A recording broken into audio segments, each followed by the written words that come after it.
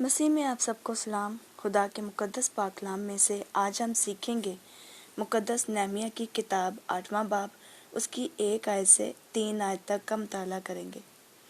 اور سب لوگ یکتن ہو کر پانی پھاٹک کے سامنے کے میدان میں اکٹھے ہوئے، اور انہوں نے عذرا فقیہ سے درخواست کی، عرض کی کہ موسیٰ کی شریعت کی کتاب کو، جس کا خداوند نے اسرائیل کو حکم دیا تھا، لائے، اور 7ویں مہینے کی پہلی تاریخ کو عذرا کاہن توریت کو جماعت کے یعنی مردوں اور عورتوں اور ان سب کے سامنے لے آیا جو سن کر سمجھ سکتے تھے، اور وہ اس میں سے پانی پھاٹک کے سامنے کے میدان میں صبح سے دوپہر تک مردوں اور عورتوں اور سبوں کے آگے جو سمجھ سکتے تھے پڑھتا رہا۔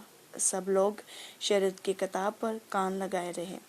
خداوند کے پاک کلام کے پڑھے اور سنے جانے پر خدا کی خاص برکت ہو۔ خداوند کا شکر ہو، آمین۔ مسیح میں میرے عزیزو، نہمیہ ایک یہودی ہونے کے ساتھ ساتھ وہ بادشاہ کا ایک ذاتی خدمتگار بلکہ غلام تھا، جو کہ بادشاہ کے آرام و سکون کا خیال رکھتا تھا، اور ہر روز اسے مے پلانے سے پہلے اسے خود وہ چکھتا تاکہ بادشاہ کو یقین ہو سکے کہ اس میں کوئی زہر تو نہیں ملایا گیا، اور پھر ہی وہ بادشاہ کو مے پیش کرتا۔ یہ ایک اس کی خاص ذمہ داری تھی، اور بادشاہ بھی اس پر بھرپور اعتماد اور بھروسہ کرتا تھا۔ اور تو اور سامریا کے گورنر کی بڑی مخالفت کے باوجود اس نے یروشلم کی دیواروں کی تعمیر نو کی نگرانی کروائی، اور پورے کام کو پورا کروا کے ہی دم لیا۔ اور نہمیہ خدا پر بھی گہرا انحصار رکھنے کے ساتھ ساتھ دل سوزی سے خدا سے دعائیں مانگتا تھا۔ اور میرے عزیزو، جب اسی کام کے دوران سب لوگ ایک ہو کر پانی پھاٹک کے سامنے کے میدان میں اکٹھا ہوئے، تو انہوں نے عذرا فقیہ سے درخواست کی کہ یہ جو موسیٰ کی شریعت کی کتاب ہے، جس کا خداوند نے اسرائیل کو حکم دیا تھا، وہ کتاب لے کر آئے تاکہ مردوں اور عورتوں بلکہ ہم سب کے آگے پڑھے، اور ہم سب شریعت کی کتاب کو سنیں اور سمجھ سکیں۔ پھر وہ سنجیدگی سے پڑھتا رہا، مسلسل، تاکہ صبح سے دوپہر ہوگی، اور وہ بھی خدا کے پاک کلام کو عزت دیتے ہوئے خاموشی سے سنتے رہے۔ بالکل ایسے ہی جیسے آج کل اگر لوگوں پر کوئی مصیبت آ جائے تو وہ سب مل کر جلوس کی طرح جمع ہو کر اپنی مانگیں حکومت کے آگے رکھتے ہیں، دھرنے پہ بیٹھ جاتے ہیں تاکہ ان کی آواز ان تک پہنچے اور وہ کام دائرۂ عمل میں آئے۔ اسی طرح سے وہ لوگ بھی پانی پھاٹک کے میدان کے سامنے اکٹھا ہو کر عذرا فقیہ سے ریکویسٹ کرتے ہیں کہ ہمارے لیے شریعت کی کتاب کو کھولا جائے تاکہ ہم سب یکجان ہو کر خدا کے پیغام کو سمجھ کر عمل کر سکیں۔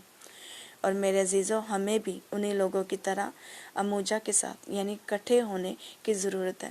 جب ہم مل بیٹھ کے ایک ہو کر اور یکدلی سے کوئی فیصلہ کرتے ہیں تو اس کام کی نیو مضبوط اور دیر پا رہتی ہے، اور جب ہم کسی فیصلے میں یکدل نہیں ہوتے، ایک دوسرے کی رہنمائی نہیں کرتے، اپنی رائے ایک نہیں کرتے، تو میرے عزیزو، اس طرح سے بہت سے کام ہمارے ادھورے رہ جاتے ہیں، برکت نہیں رہتی اس میں، نہ تو اس کام کی نیو مضبوط ہوتی ہے، نہ ہی وہ کام زیادہ دیر رہتا ہے۔ جس جگہ پر اتفاق یکدلی نہیں ہوگی، اس جگہ پر ابلیسی طاقتیں منفی اثرات جلد بسیرا کر لیتے ہیں۔ بس ہم سب کو بھی ایک مٹھی بن کر، ایک جماعت بن کر ہر کام میں آگے بڑھنا ہے۔ وہ کہتے ہیں نا کہ اتفاق میں بڑی برکت ہوتی ہے، اور اتفاق نہیں ہوگا تو برکت بھی نہیں ہوگی، اور جلد ہی کوئی بھی منفی طاقتیں آسانی سے آپ پر اور آپ کی جگہ پر قبضہ کرنے کی کوشش میں کامیاب ہو جائیں گے۔ اسی لیے میرے عزیزو، ہمیں ان منفی اثرات کو ہرانا ہے، شکست دینی ہے۔ کیسے؟ ایک جماعت ہو کر، ایک بن کر، اکٹھے ہو کر خدا کے کلام کو سمجھ کر عمل کرنا ہوگا۔ جماعت کی صورت میں دعا کرنی ہوگی، تبھی ہم خداوند یسوع مسیح اور خدا کی دی ہوئی برکتوں، شفقتوں، رحمتوں، نعمتوں اور نجات کو حاصل کر سکیں گے، کیونکہ اتفاق سے اموجہ کے ساتھ یعنی یونٹی میں رہنے والے کو خدا پسند کرتا ہے۔ اور خدا آپ سب کو بڑی برکت دے، آمین۔